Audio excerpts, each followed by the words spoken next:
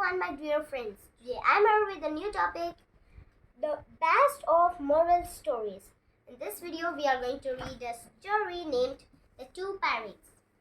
There were two parrots, Toto and Papu.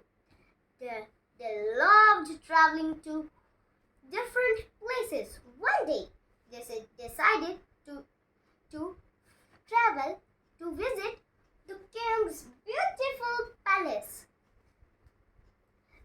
After roaming around the king's palace, the Toto said, "Hey Papu, let us go to the king's garden and eat some delicious food and rest. We will rest also." Because they were very tired. "What do you say, Papu?" Papu agreed to the Toto.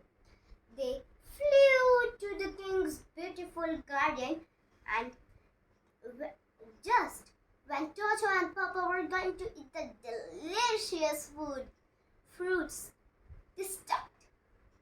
"Thank you. Have a nice day. Gratitude."